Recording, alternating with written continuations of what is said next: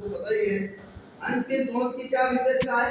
हंस की चोंच की यह विशेषता है कि हंस को दूध और पानी एक ही बर्तन में इकट्ठा करके डाल दो, हंस दूध दूध पी लेगा, पानी पीछे छोड़ देता है। इसका नाम विवेक है।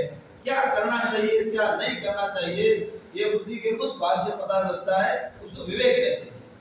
क्या करना चाहिए क्या नहीं करना है, किम कर्तव्यम किम न कर्तव्यम, इसको विवेक कहते हैं। जो विवेकशील प्राणी होता है वो अच्छे काम को करता है और सफल होता है जीवन में। तो विवेक बढ़ाने के लिए अच्छे लोगों की संगति बहुत जरूरी है।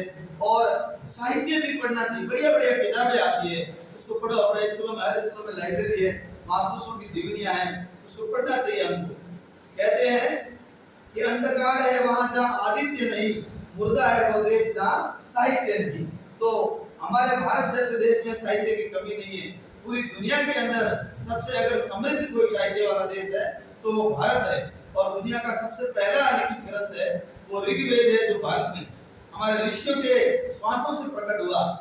वेद आर्ष है, आर्ष है, वो किसी व्यक्ति विशेष ने नहीं लिखा, वो भगवान की कृपा से, ऋषियों की तपस्या से, ऋषियों के श्वासों से प्रकट हुआ। इसलिए उसको आर्ष वाक्य कहते हैं। आर्ष वाक्य वो होते हैं जिसको कोई बनाता नहीं है, छंद अलंकार रूप या तय करके बनाता नहीं है, ऋषियों की श्वासों से निकलता है, उसको आर्ष वाक्य कहते हैं। तो वेद हमारे आर्ष वाक्य है। भारत जैसा समृद्ध देश है।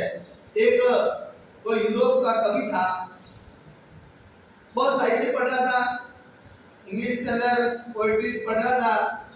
तो दूसरा एक कोई वहां का स्कॉलर था, विद्वान था, उसने कहा इनको मत पढ़ो, आप जीवन भर पढ़ते पढ़ते थक जाओगे, साहित्य का सार आपको नहीं मिलेगा, तो मुझे क्या करना चाहिए?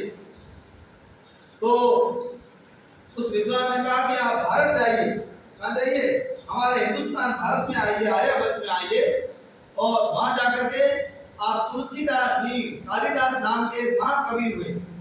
कालिदास उपमा के क्षेत्र में सबसे श्रेष्ठ कवि माने जाते हैं। कालिदास और ये तीन कवि ऐसे हैं, उनके बारे में अपनी अपनी विशेषताएं हैं। तो ऐसा कहा गया कि उपमा कालिदास से भारवे अर्थ गौरवम दंडी ने पद लालित्य मागे संति प्रयोगुणा। कालिदास के समान कोई उपमा नहीं दे सकता है। तो कालिदास ने एक नाटक लिखा, बहुत ही बढ़िया नाटक लिखा, जिसका नाम था अभिज्ञान शकुंतलम। अभिज्ञान शकुंतलम। तो उस विद्वान ने कहा भारत जाओ और दुनिया के सारे साहित्य छोड़ दो, कालिदास द्वारा रचित अभिज्ञान शकुंतलम को पढ़ लो, साहित्य के नवरस आपको प्राप्त हो जाएंगे। तो और फिर और साथ में कहा अगर वो पूरा नहीं पढ़ सकते हो आप, उसमें 7 अंक है, तो वो अगर आप अभिज्ञान शकुंतलम पूरा नहीं पढ़ सकते हो तो 7 में से चौथा अंक पढ़ लीजिए, उसमें पूरा सार। अगर चौथा अंक भी आपको नहीं पढ़ सकते हो, समय नहीं है, तो चौथे अंक का चौथा श्लोक पढ़ लीजिए, उसमें पूरी दुनिया का सार होगा। ऐसे समृद्ध भारत के हम है, इसलिए हमारे को अच्छे अच्छे ग्रंथ पढ़ने चाहिए, अच्छे से साहित्य पढ़ने चाहिए और बच्चों को प्रेरित करना चाहिए, मोटिवेट करना चाहिए। ये बहुत बड़ी उपलब्धि है जो शिक्षक अपने बच्चों को मोटिवेट करते हैं। केवल पढ़ाना शिक्षक का काम नहीं है, केवल पोशाक भरना शिक्षक का काम नहीं है, ये तो ड्यूटियां है, करनी होती है। बच्चों का जीवन कैसे आगे बढ़ेगा? वो मोटिवेट से बढ़ेगा। हमने यहाँ शिक्षा की कमी है, इसलिए माता पिता को नहीं पता बच्चे को किधर भेजना है, वो तो कहते मार साहब को सौंप दिया। ज्ञानार्थ प्रवेश सेवा प्रस्थान, ज्ञान करने लिखा हुआ है स्कूल में, ज्ञान के लिए प्रवेश कर रहे हो, सेवा के लिए बात कर रहे हो। क्यों ज्ञान पता नहीं सकते अभिभावक बच्चों को, यहाँ पढ़े लिखे कम है। हम मरु प्रदेश के रहने वाले, कई विद्वानों ने यहाँ के लोगों से आशीर्वाद लेना भी मना किया है। एक संस्कृत में श्लोक है कि मरुस्थल निवासी नाम आशीर्वाद न ग्रहण्या शतायु इति वक्तव्य अतायु इति कथ्यते। मरुस्थल के रहने वाले लोगों से तो उन्होंने मजाक में कहा कि आशीर्वाद नहीं लेना चाहिए, क्योंकि कहना तो होता है शतायु और कह देते अतायु, यानी स को ह पढ़ते यहाँ पर। शतायु मतलब आपकी उम्र 100 साल हो, अतायु मतलब आपकी उम्र कम हो, इसलिए हाथ जोड़ना चाहिए कि शतायु इति वक्तव्य अतायु इति कथ्यते। इसलिए माता पिता को नहीं पता है, वो अपने ऊपर सौंप देते। और गुरु की जो महत्ता है वो बहुत बड़ी है। भारतीय समाज में गुरु इज गॉड, भगवान है। अपन बोलते भी तो है गुरु ब्रह्मा गुरु विष्णु गुरुदेवो महेश्वर, गुरु साक्षात परब्रह्म तस्मै श्री गुरुवे नमः। कुछ मेरे जैसे साथी अकबर का इतिहास पढ़ के और बच्चों को कहते हैं कि भगवान है ही नहीं। अरे भगवान नहीं है तो चलती कैसे? चाहे आप उसको भगवान मत बोलो, लेकिन ऐसी कोई कोई चेतन सत्ता है जिसकी वजह से सृष्टि चलती है। ये जो पंखा है ये भी लाइट के बिना नहीं चलता है, तो पूरा ब्रह्मांड कैसे चल रहा होगा? ईश्वर है, इसमें कोई दो राय नहीं है। अपने पास वो क्षमता नहीं है कि अपन उसको पहचान सके, क्योंकि वो ज्ञानेंद्रियों से परे है, कर्मेंद्रियों से परे है, अंतःकरण मन बुद्धि के अहंकार से परे की चीज है। इनके द्वारा उसको पहचान नहीं पाते हैं। इसलिए ईश्वर की प्रेरणा से हम बच्चों को भी प्रेरित करें। मैं एक छोटी सी कहानी कहना चाहूंगा आपको। आया तो गाने था और दूसरा एक कहने लग गया, मुझे माफ करना। प्रेरणा की बात कर रहा था। भगवान ब्रह्मांड में अनंत शक्तियां हैं जो अपने संकल्प को पूरा करना चाहती है। अपन ने जो भी संकल्प किया, मन में जो संकल्प किया, ब्रह्मांड में अनेक शक्तियां हैं जो किसी जाति धर्म का भेदभाव नहीं करती है। हर प्राणी के संकल्पों को पूरा करने के लिए वो कटिबद्ध है हमेशा। वो एक समय की बात है कि एलियास नाम के वैज्ञानिक हुए हमारे भारत में।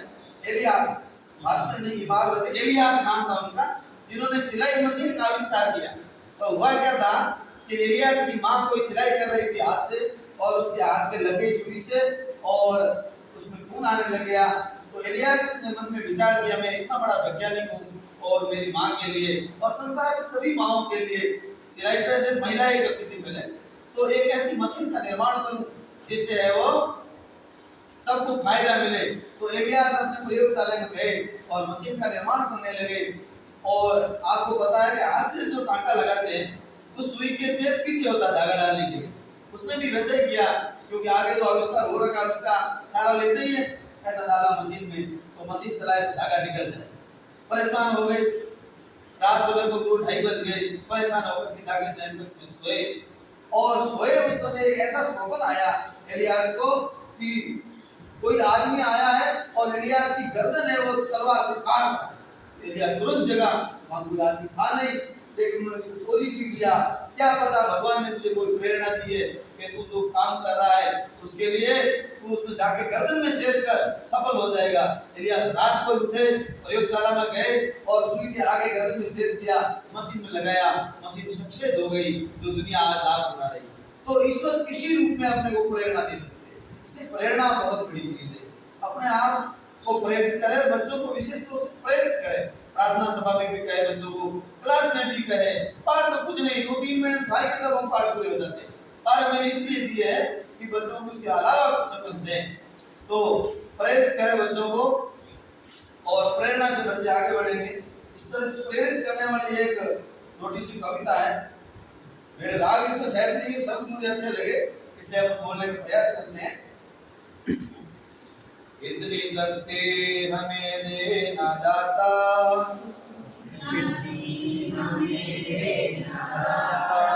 मन का विश्वास कमजोर हो ना हो, मन का विश्वास कमजोर हो ना। इतनी शक्ति हमें देना दाता, इतनी शक्ति हमें देना दाता, मन का विश्वास कमजोर हो ना हो, मन का विश्वास कमजोर हो ना। हम चले नेक रास्ते पे हमसे, हम चले रास्ते पे हमसे, भूल कर भी कोई भूल ना हो, भूल कर भी कोई भूल ना हो। इतनी शक्ति हमें देना दाता, इतनी शक्ति हमें देना दाता, मन का विश्वास कमजोर हो ना हो, मन का विश्वास कमजोर हो ना। हर तरफ जुल्म है, बेबसी है,